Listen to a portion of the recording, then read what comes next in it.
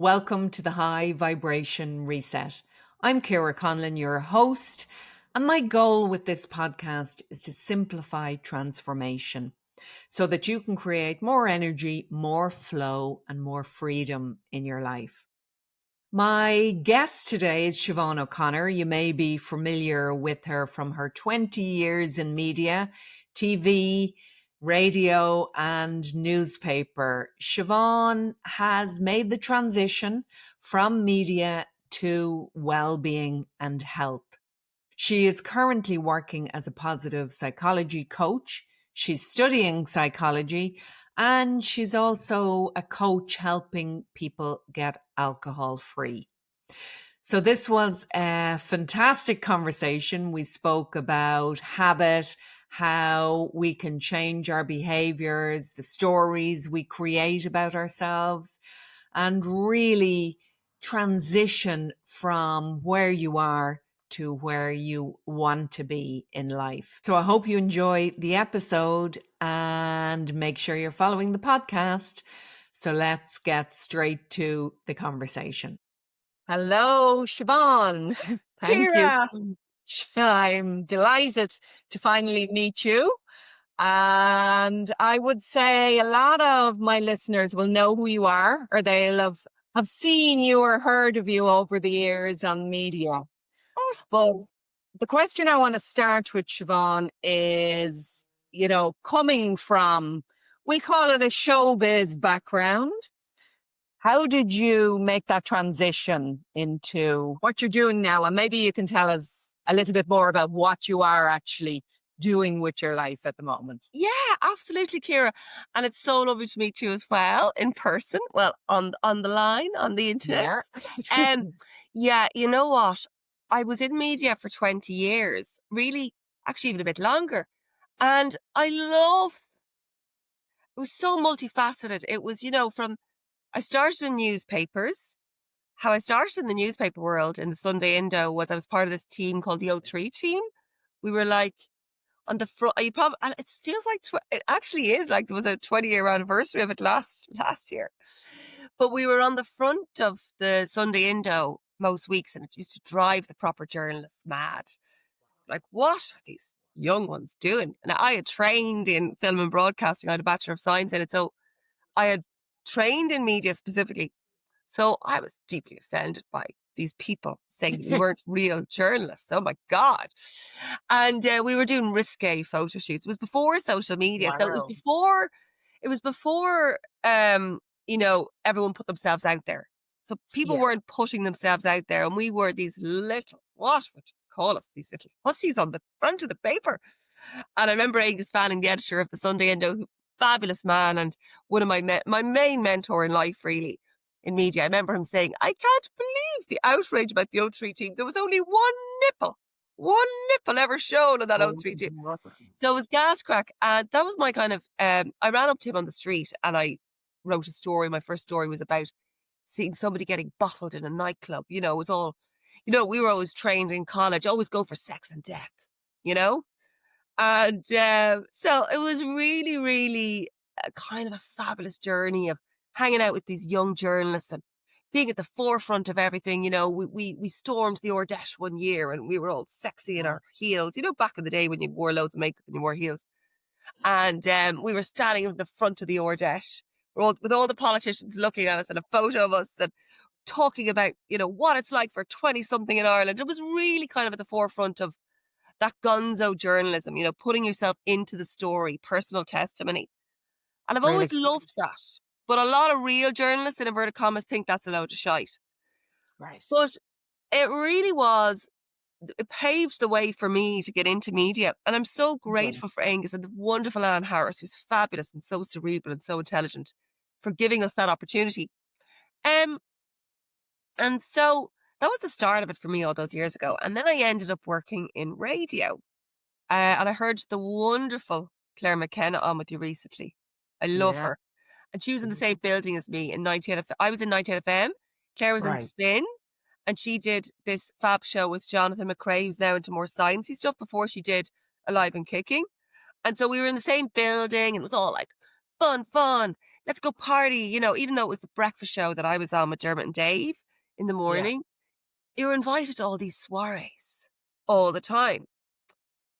And at that stage, Ciara, I didn't really realize there was anything wrong with knocking back all the Prosecco at these events, you know? So the media world kind of was really, everything was free, you know, Mhm. everything was thrown at you, drink was thrown at you. It was all these soirees. It was really glamorous. You were hanging out with all these celebrities, and kind of the party lifestyle went hand in hand with it. Parts of it. Yeah. Yeah. I can imagine. And that ended up leading to, I suppose, this identity theory. And I am now studying psychology at night.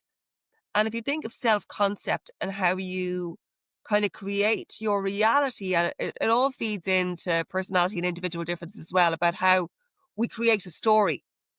And that can change. Personality doesn't change necessarily, and traits don't change, but our story can change. And that ties into the narrative. And for me, the narrative was, you're on the radio, you're a radio presenter, and you go out at night and you get your photograph taken and you party on, you know. And then, of course, my circle here in Clontarf was, we were always at the party as well. So the party kind of never When ended. you're in your 20s, that's the norm, isn't it? For, early 20s, having fun, you're working hard, but you're partying hard. That's it. And that identity in Ireland, I know it's shifting, but I did hear, and I Mhm. hear there's other things coming in now, not alcohol necessarily, but that was the way it was. And even if you went to a health event or a beauty soiree, um, it was always free prosecco thrown at you everywhere you went, during the day, at night, everything. I mean, I remember partying with Adam Sandler.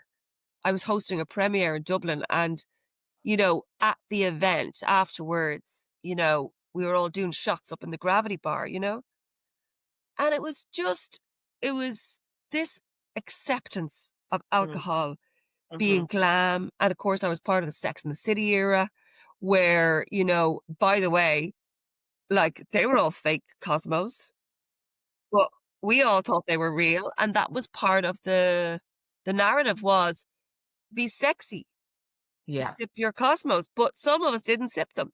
Some of us, like me, drank them too fast. Like the Uh, cigarettes back in the 50s was part of the glamour look. Yeah. yeah. So, in a long-winded way, Ciara, to get to your answer, um, I guess I got saturated by the alcohol in the end Mhm. and had to find another way.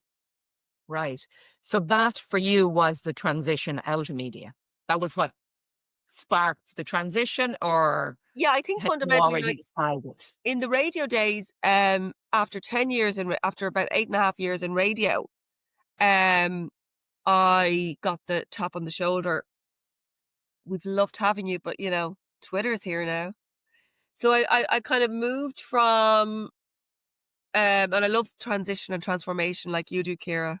Yeah. Um, and I moved from the breakfast show then to the Showbiz Show after about 4.5 years with Dermot and Dave. And then when the Showbiz Show came along, that was more excuse to party in London with all the celebrities and go to LA and hang out with Jennifer Aniston and all. Um, It was amazing. Great fun. Yeah, so after the redundancy, I got made redundant from the radio. I moved back into newspapers. right. So I got a fabulous job with the Mirror Group, and I was there for 12 years, doing lifestyle, the big reads. I wrote opinion pieces every week. I was called Reelmammy in the Sunday Mirror. So I did that but then in between that, all my babies. So, yeah, so it was a great kind of transition into that world. And then I wrote loads of opinion and did a lot of lifestyle stuff. And I was kind of more drawn towards that health and well-being. Mhm. So I Okay. started moving towards that, especially in the writing. I started writing more about that. And then with the alcohol journey, when I had babies, I thought, okay, now the partying is over. Now you have the babies, and now you are a mammy. So Right. you will not want to drink alcohol anymore. And you will There'll be be, a lot of mummies out there that won't agree with that statement, thinking yeah, that's the only way they get through motherhood, huh? yeah, exactly. So then that's exactly what happened. Right. The reward became the wine o'clock, 5 o'clock. Mm. And it wasn't every day, because the brain is a really good way of tricking itself, of keeping itself safe, I suppose, as well. And it loves what's familiar. So it would always be, um, you know, you wouldn't drink on certain nights, but then you would allow yourself Thursday, Friday, Saturday, and then sometimes it would creep into Sunday. And I knew that this was deep down for a couple of years. I knew this is a bit weird. Mm. What is this? Why is this alcohol pulling me? You know? Yeah. So, there really became a juncture when I realized, Ciara, that there's two ways here this is gonna go, you Yeah. know? Yeah. It's either going to keep you forever, or can you find another way? And I knew Yeah. this pull it was having on me, getting excited about when you could finally have your wine o'clock, 5 o'clock. Right. And as you mentioned earlier about the story of our lives or our personality, that we create this story and then alcohol becomes part of that story. That story that it is a reward, or Yeah, that I need this to, enjoy myself, or whatever it is I that the know. in ourselves. Did you ever feel that with alcohol? Oh, absolutely. Absolutely. I had a long battle with not being happy with how I drank, or I felt like it controlled me. Even though I wasn't a heavy drinker in Irish standards, I was a regular drinker. And I went through that, Siobhan, where because I actually was writing a book on habit, because I had this draw to understand how habits work and why we behave the way we do, I challenged myself to stop drinking. And I stopped drinking for about a year. Oh, So now oh, I do drink, but a heavy night for me would be 3 bottles of gluten-free beer.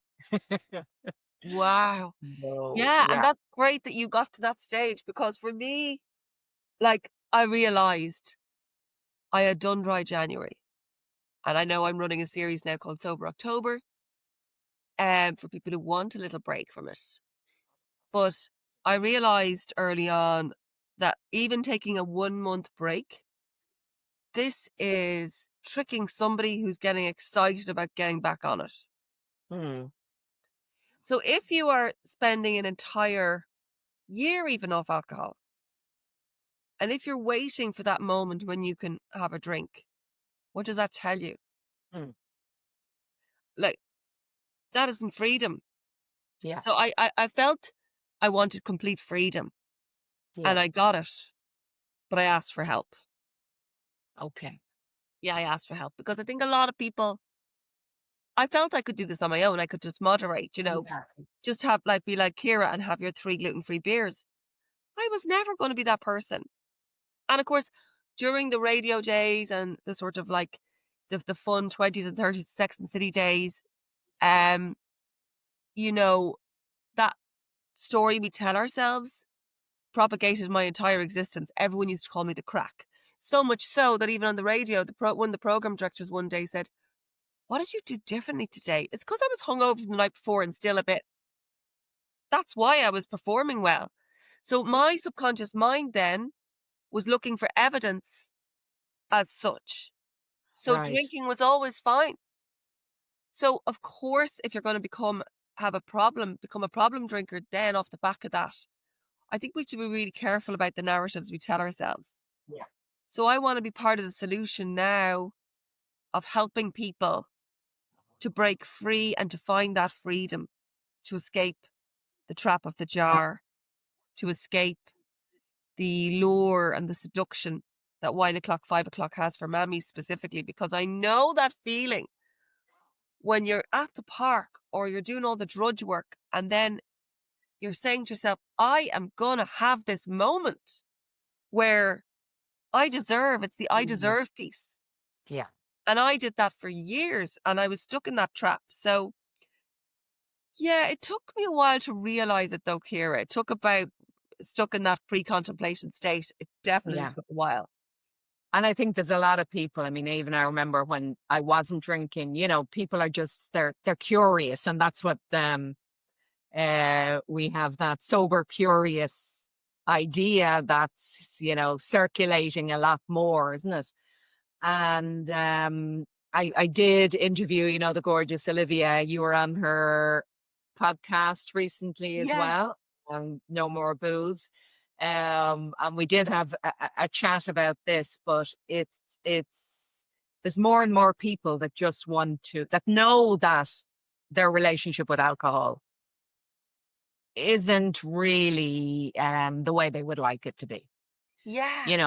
And there's a lot. I think it's down to our culture, that we can blame our culture, we can blame media or marketing and how it romanticizes it.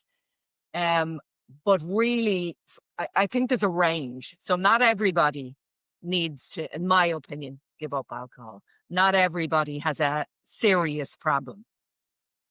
But it's about really being able to question what your beliefs are and who's in control. Yes. Yes. That's so well said, Ciara. And also, like you mentioned earlier, control. Are you controlling it or is it controlling you? Yeah.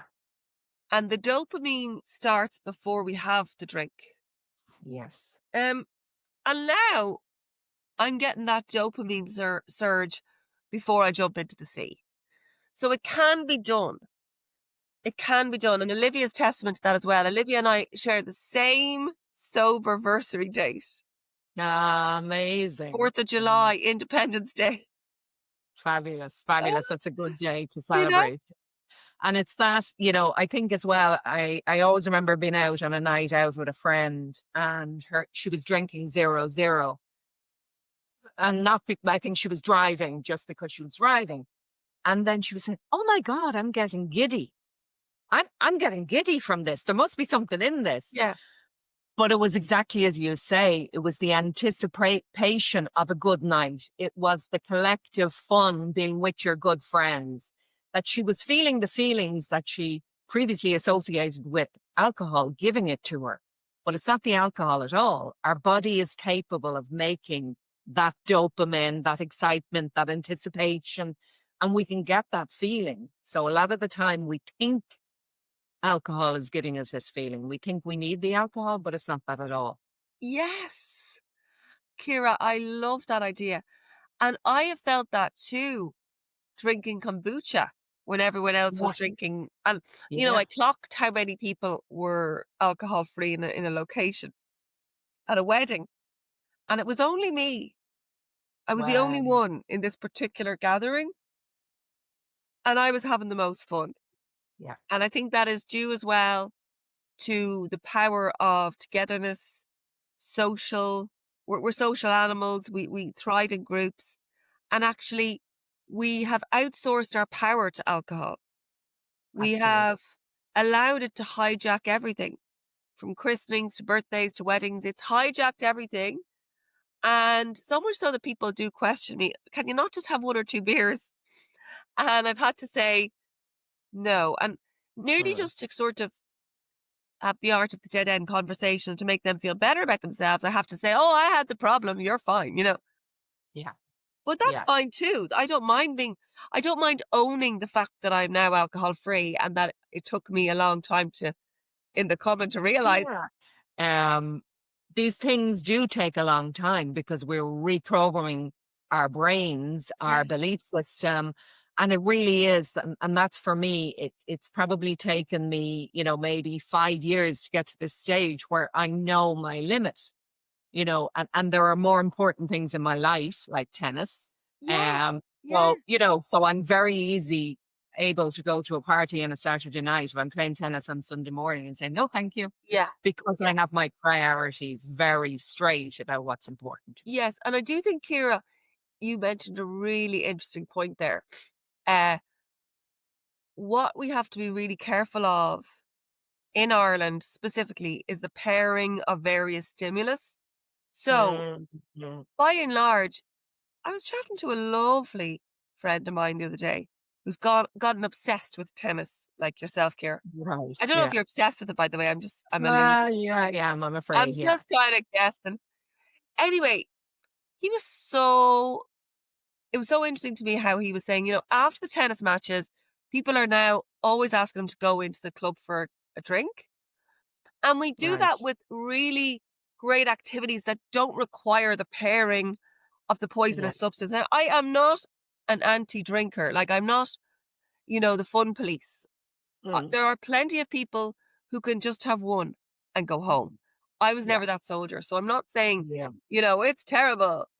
But what's very interesting to me is how the brain operates in relation to pairing the two, and Yes. how it's really hard to disentangle those fun pieces. For Yeah. instance, the cricket club where I go to in the summer, the bar, the drink, the cricket, the kids playing the cricket, the mummies have the wine. The christening, we pair it with the alcohol. Yeah. The tennis, let's go for a pint afterwards. Yeah. The GAA matches, let's head to Croker and lash into the pubs afterwards. A rugby for me The was rugby, big. Yeah. Yeah. Pint of Guinness weddings. and rugby. I mean, Yeah. this is why being alcohol free is brave. And this is why I'm on a mission to help as many people as I can, specifically women as well, because I feel women and men, but women really, like for me as a mammy, my God, I really paired it with reward. Yeah. Yeah. Yeah. And we still do that in a way, we do it with food. We do it with other things in our lives, but again, I think it's the level of control we have over the substance, or even, shopping, or we're addicted to our phones. And it's the question again, I think, can I control this? Can Yeah. I decide this is too much and put it down? Then it's not really an addiction if I'm in control of it. I'd like it to be less, but I am actually in Yeah. control. If I take the time to make the decision, sometimes we don't even stop to make a decision. And that's part of creating new habits, is one of the facets of doing it, is actually saying, yes, I am deciding to do this. Oh, Because we I love think about it a lot. Yeah. It rolls around our head a lot. Should I? Will I? Can I? But actually, am I going to make this decision? And then once we've made the decision, it's easier to plan out how Yes. I'm going to do this. Ciara, would you write down lists in order to kind of track your progress in a habit, or how would you initiate a habit? So I actually, I actually have a canvas that I created called the Habit Canvas, Oh. and it works through different areas for you to kind of question and plan how to create a habit. So right from, why do I want this habit? So really getting clear about the why. Then it's making the decision. And when it comes to making the decision, Siobhan, it's kind of because a lot of us want to change a lot of things. So when I help people with habit, it's about choose the one priority or the core habit to start with. And then it's all of the planning, when, where, with who, all of the things that help us to commit. Oh. And then we ask ourselves about the loopholes, what could get in the way. So if you say, I'm going to start meditating every morning, got to wake up every morning at 7 and meditate. So then, but you need to ask yourself, what happens if one of the kids are sick and they come in and disturb you? So it's planning as well in advance. And the more we answer these questions, the more likely we are to be consistent and keep committing. And it also allows us then, if it doesn't work, which it often doesn't, which part of it is not working? Which piece do I need to tweak or adapt? And then just when I started off with a lot of my habits, one of the other areas that helps is tracking. So just get a habit tracker and tick the box that I've completed it. And there's your dopamine, which encourages us to keep going. keep the motivation going. Yes, I love the ticking. But all of that is in my Life Flow Planner, which is my goal setting and productivity planner. So it helps in terms of planning your day and also tracking your habits and staying on track. So Sorry, where can I get this? yeah, don't worry, I'll send you one.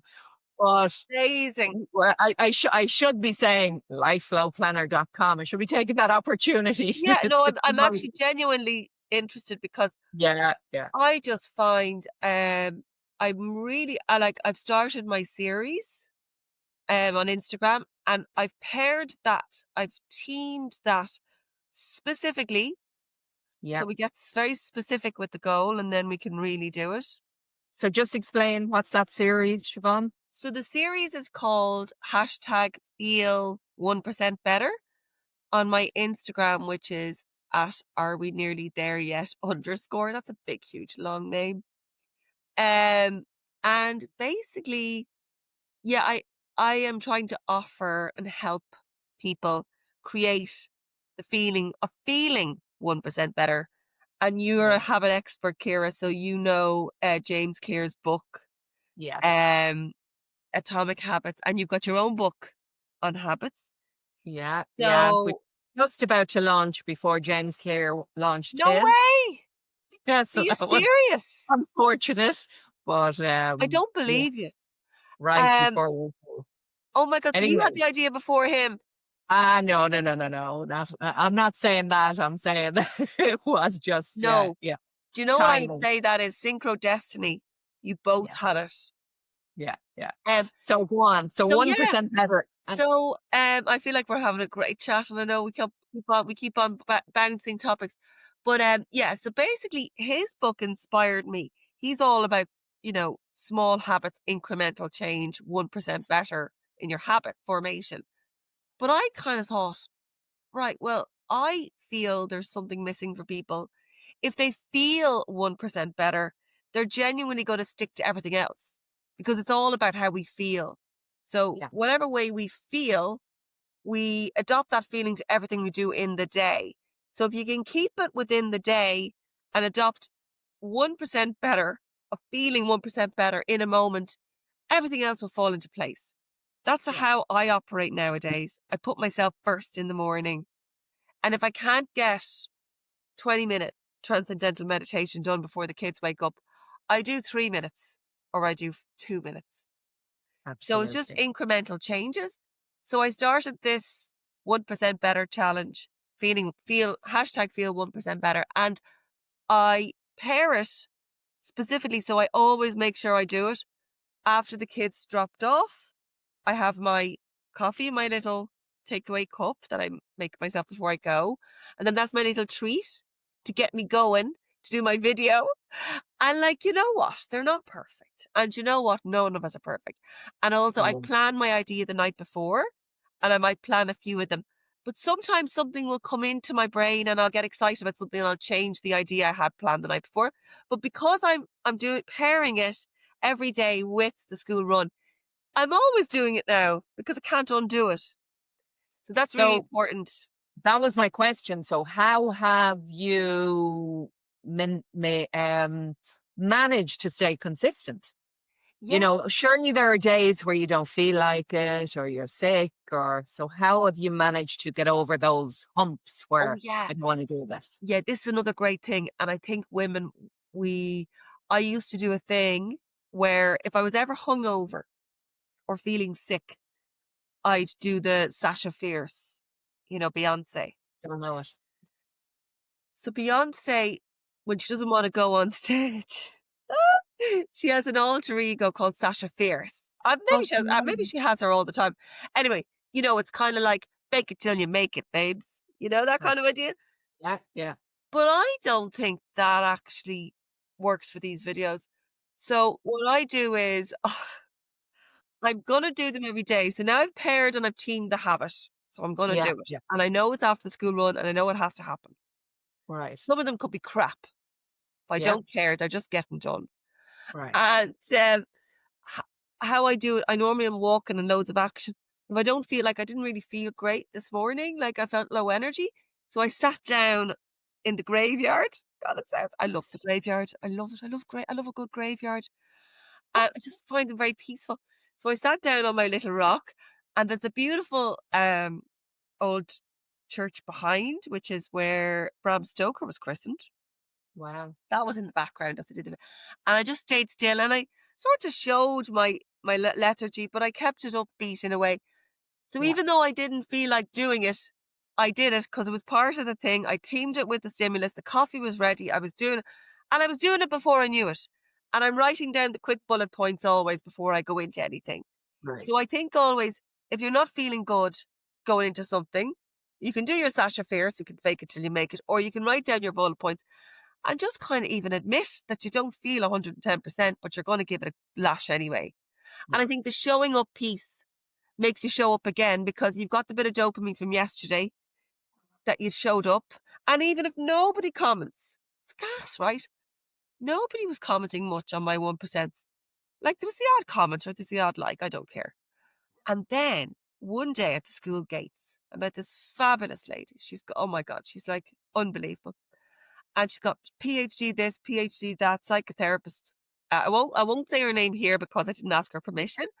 But anyway, between the jigs and the reels, Ciara, she's telling me that my 1% videos inspired her to create an Instagram account. So listen, Amazing. my job is done. I'm not getting anything for the 1% videos.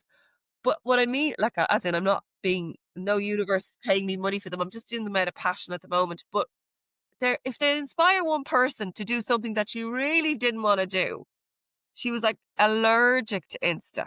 She was there going, oh, and by the way, because I did radio and TV and all that, I find Instagram hilarious. Like how people are now all TV presenters. It's like we had to train in it. We were very staccato. I used to do, I when I was 25, I was on the couch with Mark Cagney doing Ireland AM. And, you know, you're all staccato reading the auto cue. I think Claire McKenna did it as well. She did it for a few years, actually, Ireland AM. And I remember, like, pronouncing the capital of Iraq wrong. And Mark Cagney, oh, I love him. He's gas, man. He's such a great crack person. Like, he's like, Siobhan, oh my God, you can't say the name of the capital wrong. And he goes, you must know. And he said this, I think, to a lot of our presenters over the years on Ireland AM. He's like, you must know from Iraq to lipstick. Because, of course, I knew the lipstick, but I didn't know the capital, how to pronounce it right. So, like, I mean, you know, I think everyone now on Instagram has the power, I think, to maybe showcase what they're promoting or what they're doing. Or you know, I like the accounts that are empowering, like yours, and, you know, like that help us to become, like, I don't even know. I did a fab philosophy course with this amazing coach as well, Coach Curran. And I love this idea in philosophy about becoming. We don't have to be there yet. We're still on the journey to get there, you know? Brilliant. So that's the Instagram, your Instagram name. Are we there yet? Underscore. Are we there yet? Is the 1% better account. Yeah. So the Instagram is are we nearly there yet? Underscore. And the series I'm doing now, because I did my hashtag feel 1% better, and now I'm doing hashtag feel 1% better sober October. So I'm just giving little tips, real quick ones daily if you're sober curious or if you're sober serious. You know, you might be just sober curious, or you could be quite serious about it. I'm just doing them after the school run, and they'll just be up on the Instagram, you know, to give people a little bit of a boost if they're doing Sober October. And then if you want to inquire about my group coaching, sure, send me an old direct message. Isn't this gas how everyone could contact you as well? I know, so easily. DM me. DM me. Oh, and then you're like, oh my God, do I have time for all the DMs then, you know? Yeah, I know. Yeah. Fear of success, huh? Yeah. On the other, you have another account, which is specifically for coaching women who want to give up alcohol.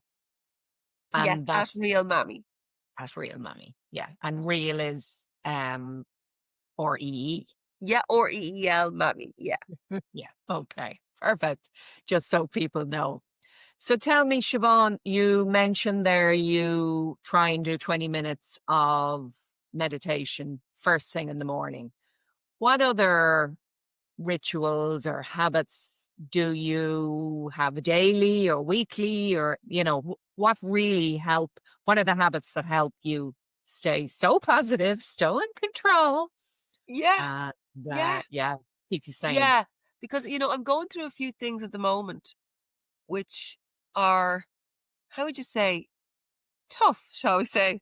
Like, because, the newspaper world, that um we were offered redundancy as well from that recently. Well, actually, that was way back in November. Because that world is changing. So I took the Yeah, redundancy, which I had to turn into an opportunity, you very know? good. Yeah.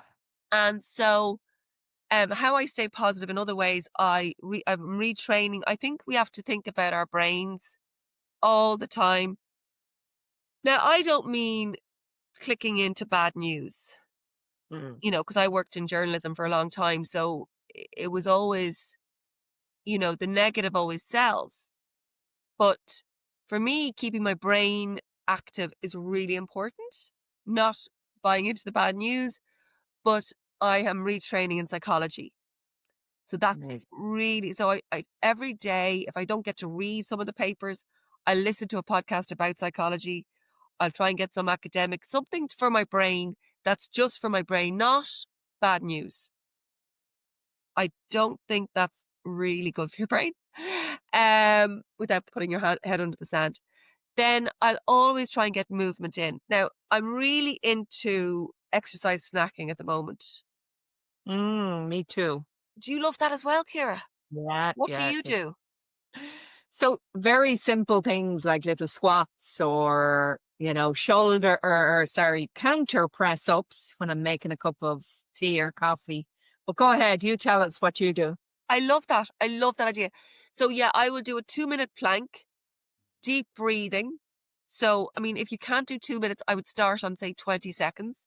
A full Hmm. arm plank, breathing in through the nose. I can't do the in through the nose at the moment, but in through the nose and out through the mouth. Really, really deep breathing. Because I retrained as a personal trainer a few years ago as well. Amazing. And I love the Wim Hof deep breathing, but you could do all sorts of other type of breathing. But just if you adopt in the plank, if you're very time poor, get your little timer out. Now I started at say 30 seconds, built it up to 2 minutes, and now I do 3 minutes. In out, really, really deep breathing. As deep as you can, and real get it all out. And do that deep breathing while you're in the plank. It completely and utterly gets your nervous system from sympathetic to parasympathetic really easily, and you feel amazing after it. I feel on fire after it, and it's only 2 minutes. So that would be my little exercise snack favorite. So if I don't get time to go to the gym, I'll do that. And then my wonderful friend in Cork recently, I did loads of yoga with her. Her Instagram handle is at Graw Farm, and she's in West Cork, and we did yoga all the time down there. Oh, yoga in her barn. It was just amazing. And if you don't have much time for yoga, Yeah. you go in, there's like an amazing guy who I love who's free on YouTube, Jason Crandall, 20 minutes. Like, you can always give yourself 20 minutes.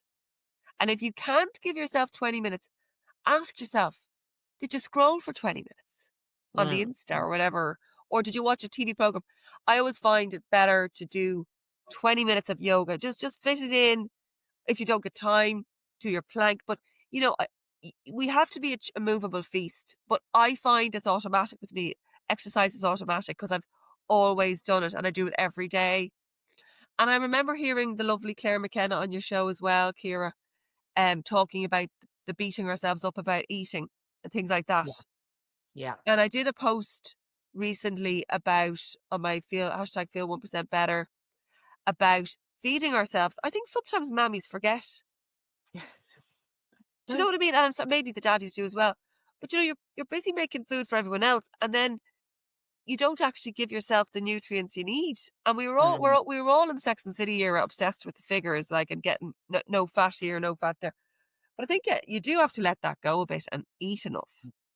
Yeah, yeah. And it is, as you say, you're probably snacking on the wrong foods because you're busy rather than Yeah. having the proper meal or the Yes. But also because I was addicted to alcohol, now in psychology, there is no such thing as an addictive personality. I was raging. One of the neuroscientists that I go to their lecture, he's gorgeous fella, real young lad, just went straight from his like psychology degree into his master's, into his PhD. His name was Connor Thornbury. I love him. Anyway, he was like, there's no such thing as an addictive personality. Now there are individual differences. Like Mm, if mm, you're more of an open person like I am, you're more prone to risk taking behaviors, and you probably will end up overdoing it on the old vino, which I ended yeah, up doing. on one or more things. Yeah, so I can have the propensity to get a bit addicted to Yeah, a bit obsessed with exercise. So like I've learned now just to throw in a bit of exercise snacking. Like if you're yeah, not feeling yeah, amazing, don't be pounding yourself, especially in the perimenopausal, menopausal era. You want to listen to your body, and like a lot of the time we need yoga versus a mad spinning class, which I do love. But there's a great guy called Eddie Stern who's like amazing on yoga. He's like a yoga mm, expert. And he's on a Ruby Warrington podcast, Sober Curious podcast, if you want to learn more about yoga. And just like it sort of cures all. So if mm, you don't have much mm, time, if you feel wrecked, just throw on a 20-minute free YouTube yoga and yeah, it'll cure everything. yeah, yeah. Yeah, and you make a good point there as well because we kind of think that we need to exercise, hard and frequently.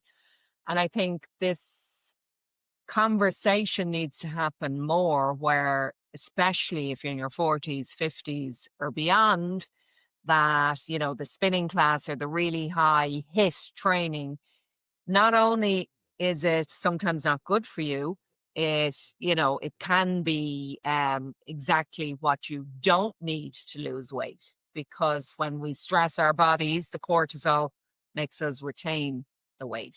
Absolutely, So, Ciara. Because see, I love the buzz of all those types of classes, right? So I was doing them like a good old mad thing.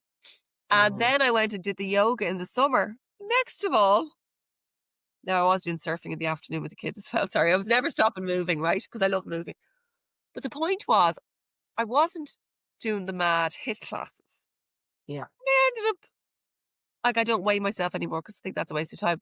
My jeans and all ended up being a bit loose just because yeah. I was relaxing the body, Yeah. you You know? were physically active, probably had time to eat healthy and, Yeah, just yeah. relax well, as you say, lower the cortisol, Lowering our eat cortisol, better. Yeah, and you know. makes a And big, I have a great friend called Siobhan Murray who's a psychotherapist, and she's burnout solution coach and she's a neuroscientist. Anyway, she wrote a book, The Burnout Solution, and in it, she has a really just like clever bit about, the pillars of burnout.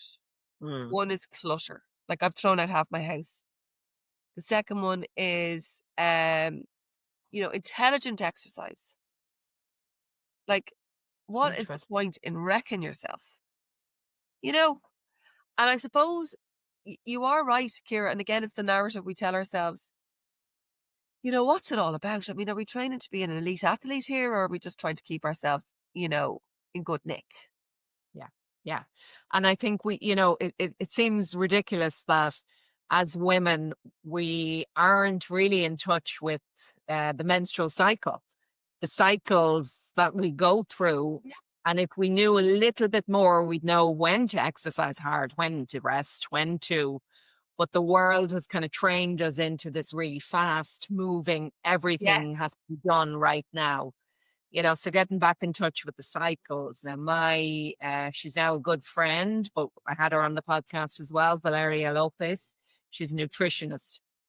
And I've learned so much from her over the past number of years, just about really tuning in, as well as all about the hormones and, gut health and all of these Yeah. things that we take Oh for my, granted.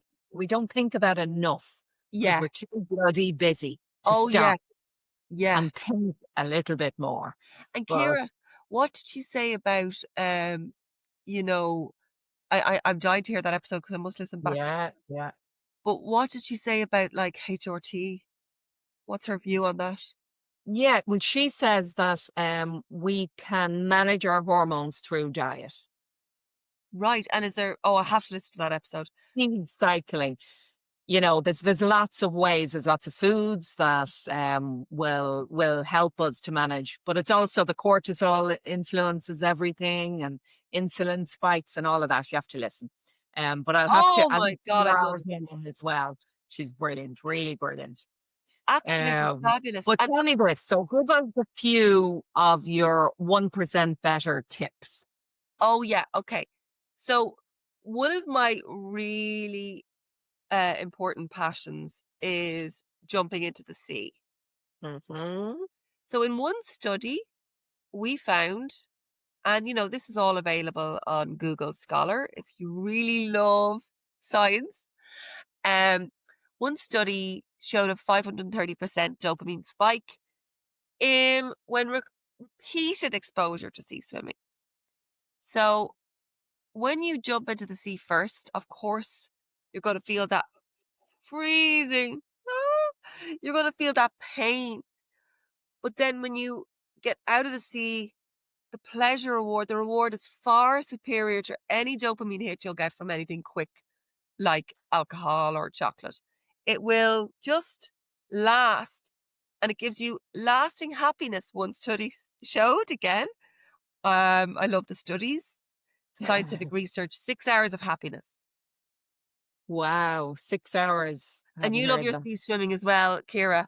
You know that Yeah. feeling you get, that fuzzy feeling, especially in the winter swimming. Especially the winter, that's it. Because during the summer, I'm not as bothered. But in the winter, it is just so elating. Yeah, It's so just elating. unbelievable. But you know what I realized just last week was that I had stopped cold showers. So I mentioned to you, my mother died last year, and I've Sorry about that. been, I went through a nurturing phase of not pushing myself, learning to sit more, and rest more and look after myself. So there were certain habits that I was doing that, naturally I just said, I'm not pushing myself. But I realized that, I used to, I'd have my shower in the morning, but then I'd turn on the cold water for a couple of minutes. And that as well is that because the cold is the same, but it's that long lasting dopamine. And even doing that was raising my mood. Now I know mood is affected by grief and all of that, but since last week, so it was the week before last, I realized. So last week, I started to do my cold showers again. And it is unbelievable how much better I feel. Oh, Ciara, I'm Now, delighted for you. let me ask you this, and because some people aren't, I don't know, their body, maybe its nervous system isn't capable of the cold water. Yeah, So not everybody should be jumping into the sea or doing their cold showers. yeah, Do you individual know? Yeah. differences do come into this as well, Yes. but I think you'll know. I think you'll know if that's Yeah. not your bag. Yeah. You Yeah. know, if that's not your bag, get near the sea. Just Yeah. even be near, and if you're not near the sea, just get into nature. Um, Yes. and that is very important as well because you've raised a really important point about meditation. I could bang on about meditation all day, like my good friend Dermot Whelan. It's gas. Myself and Dermot Whelan used to like work together, and now he's the author of Mindful. He's the Yeah. author Yeah. of Busy and Wrecked, and like we were just always having the crack in the early days, and now we're all into this wellness. But yeah, like it's gas. But not everybody's going to meditate. Not Yeah. everybody's going to jump in the sea. So that is really an important thing you raised there, Ciara. I can give you these 1% ideas, but you ultimately know what will make you feel 1% better. And you've Yeah. just probably, like you talked about earlier, Ciara, in relation to habit formation and in relation to the action potential initiation of a habit, we have Mm-hmm. to clearly put it in place what we're going to do. So even just thinking about how you're going to feel 1% better, you know what your body needs. And like the over exercising, I've just kind of dropped the rope on that, because we need to let ourselves feel what the body needs in that moment. And just the putting your hand on your heart, putting your hand underneath, and just taking a pause during the day and asking yourself, what do I need right now? I know a lot of us don't have the time if we've got full-time jobs, but no boss can they all tell you to look away from the screen for a minute. No boss can argue with you if you need a glass of water. And sometimes you could be looking at the screen and you think, well, I haven't had a glass of water in like, do you know what I mean? So it's just taking that power of a pause, which is another video I did. That power of the pause is so important in all of our reactions. And in terms of also of that pain body, we talk about this in psychology, this whole idea of reacting versus responding. Mm. When you add in that feeling 1% better, you're more likely to respond rather than react. So if you do things for yourself, these will impact your relationships, your work output, your level of everything. So it's worth investing in yourself. And I think the best time to do it for me, this could be different for others, maybe the evening is better for some, is the morning. Because if you win the morning, you win the day. For me, the morning starts the night before, get myself ready, lay out my clothes. I just think little simple things. And I do think society is getting better at this. Yeah. My vintage weren't. We were all rush, rush, rush. And I think I've let go of the rushing women syndrome now, because for sure, I know there's a book. I have to read that book. Have you read that book yet? No. Rushing Women Syndrome. I don't know who wrote it. I think it's somebody like in Australia or something. Anyway, died to read that one. But I've let go of that rushing woman. She's dead. She's gone. Yeah. You need to read the book, Siobhan. Yeah. You've let it go. Go for your back. You same. Very same though. Yeah. It's taken me 20 years probably to let go of that persona. And still at times she'll sneak back in when, life gets busy or things are happening. But yeah, stop, slow. Slow is always my message. Yes. And then it gets done in the correct way. Yes. Because I am a rusher. I've had to stop that. I've had to, I have to and you know what I was doing as well? I was rushing the kids. Come on. GAA. We gotta go here. We gotta go there. Quick, ballet, get your leotards off and get into the GAA clothes. Like John, my partner, he's gassed. He said to me, is this what our weekend is? Like rushing around. Like seriously. Now, we dropped a couple of the old activities this year, because my God, I don't think anyone was enjoying anything, because also children need free play and adults need free play. Yeah. So with your 1% better, then there's lots of different ideas that people can take up. But I suppose it's important as well to stress that while not everything is going to suit everybody, be careful of giving up on something too soon. Because tell me more, Ciara. I want to hear this. Well, it's easy for us to start something. We're motivated, everything is going in the right direction. And then we're tired, we're sick, we get a bit bored of doing the same thing, and we'll tell ourselves, well, this isn't really for me. Or we'll make some excuse not to continue. Yes. So we want to get over that hump, really, and try something enough before we move on to the next thing. Yes. Because And how long should people give? Or is there no such thing as how long is a piece of string? I think it depends. I mean, that the research on habit, you've read the book. It can be anywhere from 14 days to what was it, 340 something or something. The research depends on the habit. It depends on the person, how long it takes to. Yes. And that's really, sorry to interrupt you there. I just got excited about this because you've really sparked something that is so important for me to impart. I fed into this narrative that I deserved my wine, and oh, you cannot ask an Irish person to stop drinking. Oh my, what are you talking about? Right? And unpacking that piece, I had drank for nearly 3 decades. So give yourself a chance in Sober October to reimagine the new you with this new habit. And you're only getting curious. You're trying something out. You don't have to stick to it for forever. And I think that's really important as well, because when people suddenly embark on a new habit, get curious about it. Why is it making me feel this way? Why is this annoying me today? Ask yourself those questions, and it'll kind of guide you towards the next phase of the habit change. And Ciara, I love what you're doing, and I can really feel this high vibe from you. Thank you very much. So tell those then that are sober curious, Siobhan, what's the very first thing you advise people to do?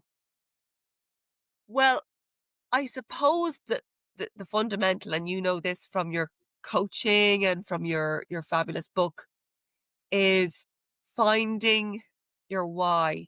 And it seems so bloomin' obvious, doesn't it really? For many of people who I know, who maybe weren't like me with the problem drinking, if you're just sober curious and you want to do a little change, you might just have a few drinks at the weekend and you want to just kind of see how it goes. Because that is also a fundamental habit we've created, that we have a couple of drinks at the weekend. But if you want your weekends back and you want to try and find a new way of being at the weekend, you might want to have more energy for your kids, or maybe hit a lovely yoga class and have a gorgeous brunch afterwards and a beautiful walk with your partner in a forest. You don't want to feel a little bit groggy at 10 a.m. because Jesus, we just stay back here now and have a few more like tea in the bed. But you want to get up and you want to go for that forest walk. That's your why. So throw that now, post it on your fridge or wherever you. I like to put my post-its or my little reminders right beside my bed, so when I wake up I see them. So that's find your why is the first thing. And I did a little video on that on Are We Nearly There Yet _ yesterday on my hashtag feel 1% better sober October. So if you do find your why, and it could be weight loss. I know we talked about this earlier, not getting obsessed with that. But like it could be losing a couple of pounds. That's most of my friends now. I'm not going to lie. Who talk to me about giving up alcohol. They just want to lose a few. They don't want to like go overboard on the exercise journey. But listen, we know it kind of puts on a few pounds. So if you want to, that could be your why. I don't know, whatever your why is. My why for ditching alcohol was my children. I wanted to feel energy for them for the park and focus on that versus dreaming about wine o'clock, 5 o'clock. So find your why is the first thing. And then the rest, we'll go on our little journey together if you want to follow me for more tips. But the rest will fall into place if you find your why, because that won't change. Yeah. What I often get my clients to do is to visualize that future version. So imagine in a year what life looks like, you without the alcohol. Yeah. And that shiny version of you where your skin is glowing, where, you have lost a couple of pounds, where you are fitter and healthier because you have more time for exercise. Yeah. So much more in life, So, and whether that's somebody who wants to give up alcohol or somebody who's reaching for goals, it's really helpful, isn't it? Yeah. To visualize that. I call her Siobhan 2.0. Oh, I love it. Is that what you call in your coaching? Oh, I love that. Because it helps us to really get in touch with also the feelings, as you say. How does she feel? How did she speak? How does she dress? What's her hair like? Yeah. And then we can start to make the decisions today. The behaviors that she has, the habits that she has, we start to enact them today. and it brings us closer to her. We get there more quickly. I absolutely love it. And we've done visualization as well. So I trained with Andy Ramage in positive psychology. I have a diploma in that with Andy, and also alcohol-free performance coaching. And we did a lot of that manifestation of that visual piece. And I did this with a client, and she actually did the visualization with me and then went to the market, and instead of going for the wine, the vino, you know, the way at these Christmas markets they have a glühwein, she had the hot chocolate with her children, and now it's a core memory. So it's really important for the visualization. I absolutely love it. And I know the word addiction gets a dirty rap. You know, the way it's a bit like you were an addict, were you? So it kind of doesn't really sit well with a lot of people. And actually, we need to kind of reframe the language we use. But I Very do good. love the word addiction, because I have reframed it completely. And now I am addicted to feeling 1% better. Now, Love it. the feeling 1% better could be just sitting, staring, looking at a candle. That could be your feeling 1% better today. But just allowing yourself, that's the key message. Allowing yourself to feel better. Amazing. So your advice is always to focus on the feeling before the thought. Yeah. Yeah. Yeah. Feel your body. Ask yourself what you need.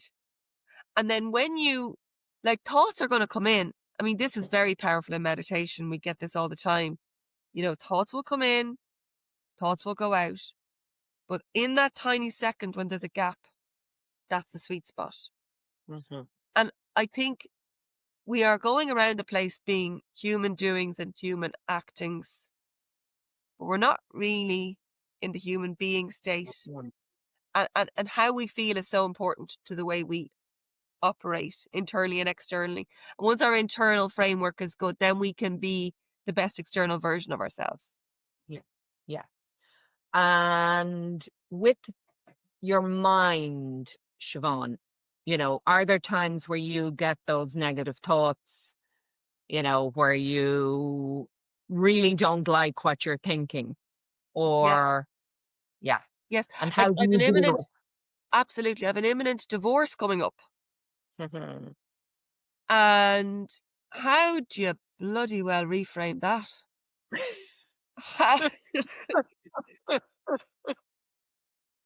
And when the solicitor phoned me, I paused because I didn't realize the date was coming. And I thought to myself, do I want to give it the power? Do I want to let this divorce have power? Or will I take the power back? So the power of the pause in between, the old me would have gone, I can't believe it. Ring every single friend in my phone book and tell them what a bastard your man is, right? But the new me now, look, it takes you have to just pause. Of course I had all the negative thoughts. He's trying to get this, that, BAST, you know, all that stuff. But the power of the pause. Now, there's been tears in the last few days. You know, there's been stuff. Yeah. But ultimately, with all the 1% better that I do and all that thing, that all builds. The meditation builds, the stuff builds.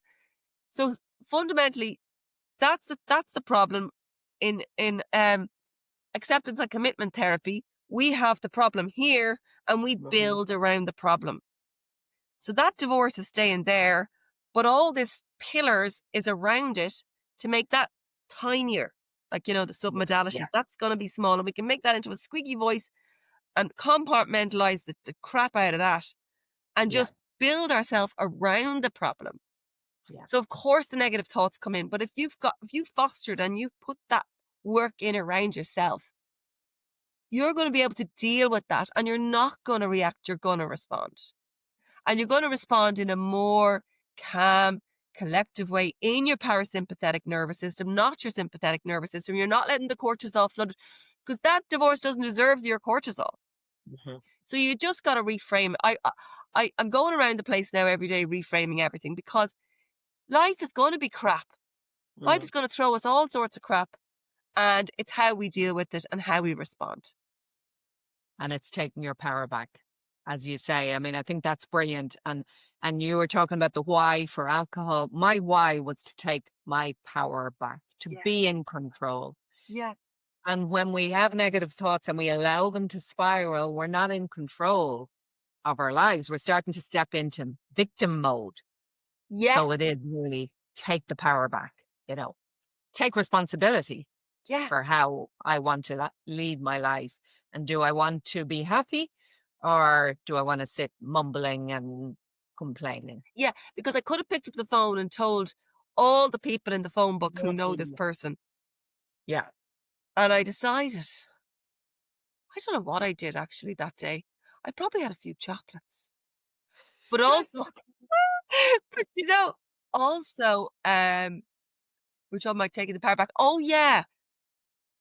Knowing as well, I know Brené Brown, she's fab, and she talks about vulnerability so much. But also, I just rang my dad, Do you know, asking for the help. Having some anchor, You need to yeah, ask for help. yeah, And I don't think there's any shame in that by saying, look, and then you can plan it with somebody else, a very close person like me. My partner planned it, and my dad and my mom then. And knowing that you're not alone, and that, like, even if it's not your mum or dad, even if it's not your partner, even if you don't have a partner, there's somebody in your life, that person you ring at 4 a.m., ask to meet them and sit down and trash it out with them. But I suppose you're not going to, the negative stuff can grow legs if you yeah, put it out and ask for more negative things. So, bitching about somebody in work to somebody else, and then it all kind of expands. yeah. So maybe getting that close person and just talking to them. Exactly, exactly. And this really sums everything up in terms of what I'm trying to do and why I was attracted to you, because the high vibration reset, it's about being able to make those shifts in the moment. So when we have more positive thoughts, we have positive intentions, when we reset our emotional state, we change our energy and we change our vibration in the world. Oh, So, and that's what you're giving people with that 1%. It's that power to reset, to oh, change one little thing. And it's absolutely beautiful. So thank you for what you are doing. oh, thank you, Ciara. Oh, I loved being on with you today. I just think you're doing, I adore the idea of the high vibration.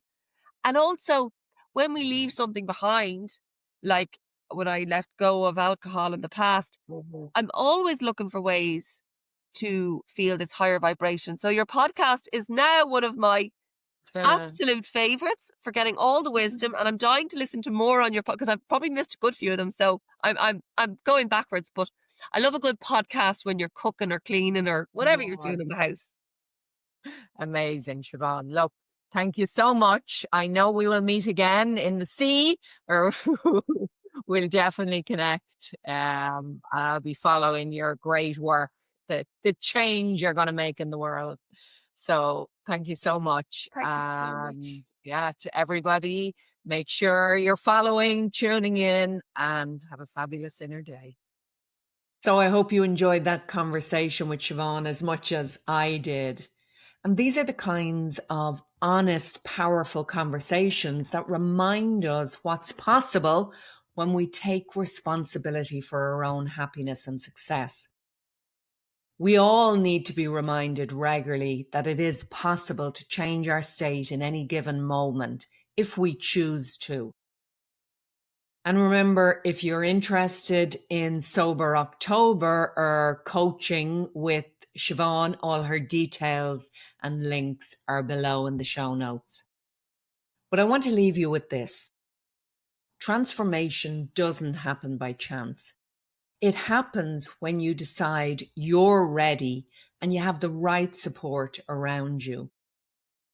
So if what you heard resonated and you have been feeling a bit stuck or struggling to get to that next level of success, and you know that you need a little bit of support to get there, you might be interested in my Life Flow Coaching Accelerator. This is where I work closely with women to figure out what the next step is, to help them to regain their confidence and to point them in the right direction for what is necessary in order to break through all of the blocks and barriers that's been preventing you from reaching your full potential. So it's all about achieving success without burnout or overwhelm. And I have a new program starting mid-October. So get in touch if this sounds like something that might work for you. You'll find the links below in the show notes.